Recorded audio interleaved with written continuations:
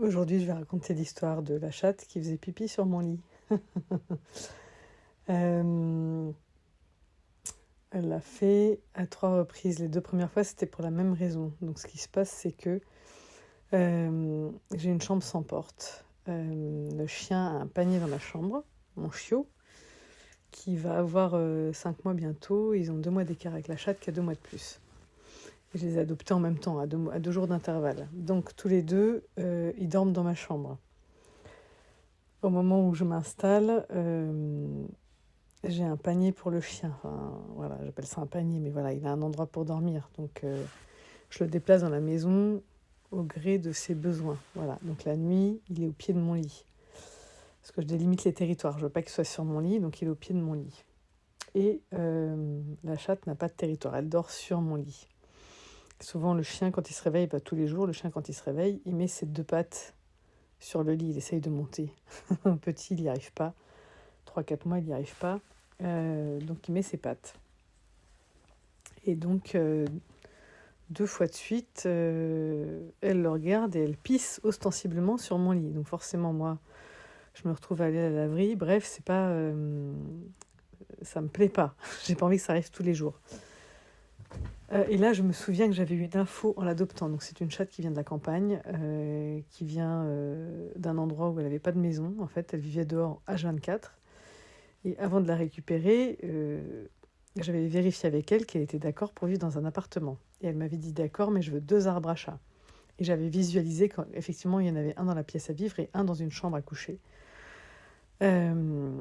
Et puis, j'en discutais avec des amis qui me disent fais attention, on ne sait jamais, si elle n'utilise pas les arbres à chat, ce serait un peu bête, nanana, tous les chats n'y vont pas. Donc, j'en achète un par précaution. Et je vois qu'effectivement, elle l'utilise, ne serait-ce que pour être hors de portée du chien. Donc, elle est souvent dans son arbre à chat. Et puis, je laisse un peu, voilà, je laisse un peu comme ça. Je me dis, bon, bah écoute, de toute façon, elle dort sur mon lit, il n'y a peut-être pas besoin.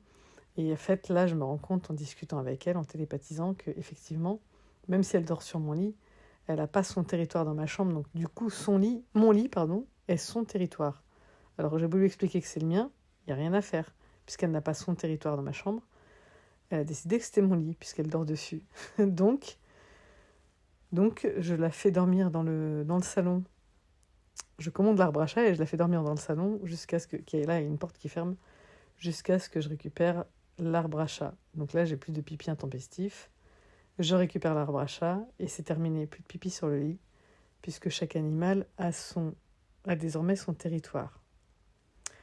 Donc ça, c'était le premier round. Deuxième round. Donc là, ils ont 2 mois de plus, donc ils ont 5 et 7. Donc quand je les récupérés, ils avaient 3 et 5. 3 pour le chiot, 5 pour la chatte. Là, ils ont 5 et 7, presque. Voilà, on va dire presque. Et de nouveau, pipi sur mon lit. Je fais non, mais c'est une blague. Moumoun, c'est une blague. Et en fait, non. Alors, ce qu'elle m'explique, c'est qu'effectivement, je passe déjà beaucoup de temps avec le chien. Forcément, je dois le sortir plusieurs fois par jour. Donc, je passe énormément de temps avec lui. Elle, je lui ménage le plus possible des temps de jeu le soir. Maintenant, j'en ai vraiment fait une routine, mais j'ai peut-être mis un tout petit peu de temps à démarrer. Et il est gros, voilà, il pèse 15 kilos et qu'il est quand même la moitié de sa croissance. Et elle n'en fait même pas 2. Donc forcément, le rapport poids-taille est énorme. La différence est énorme. Ils essayent de jouer ensemble, mais voilà, lui, il est pâteau. Il met ses 2 grosses pattes. C'est encore un peu déséquilibré. C'est encore un peu trop brusque.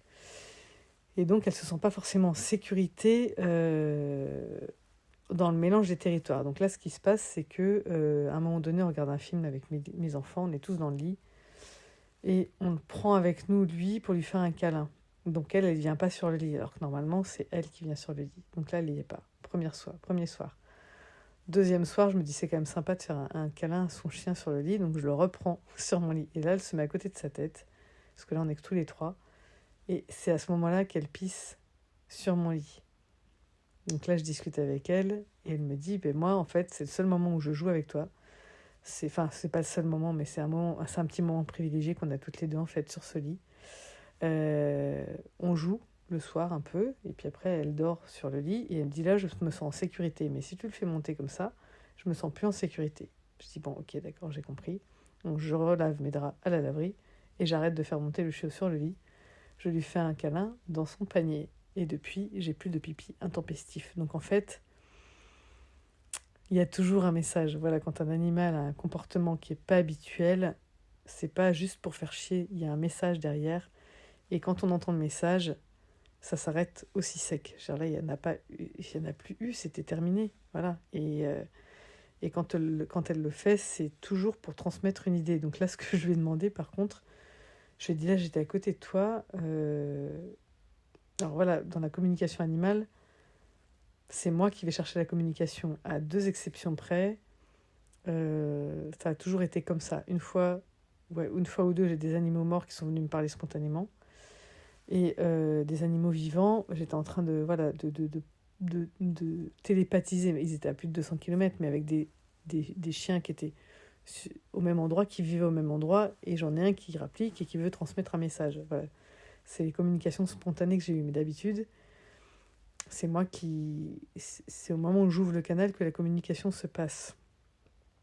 Donc là, je me suis dit qu'il fallait peut-être que je change quelque chose pour être plus accessible, pour qu'elle puisse communiquer avec moi par télépathie avant de faire pipi, parce que là, ça a été son premier réflexe.